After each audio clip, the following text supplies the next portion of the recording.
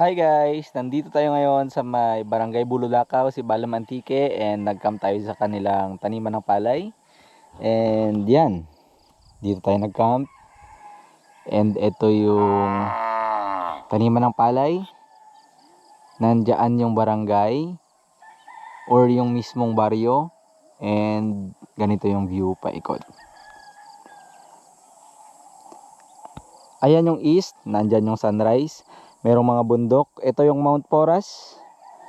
And yun know, may triangular din na bundok. And sabi ng taga rito, ito daw yung Mount Igdingding. And Palaw. And ganyan, paikot. So dito may taniman ng mani. And nakikita ninyo, mayroong mga mani dyan. Hina-harvest nila ngayon. And maraming baka. And tingnan nyo naman yung view.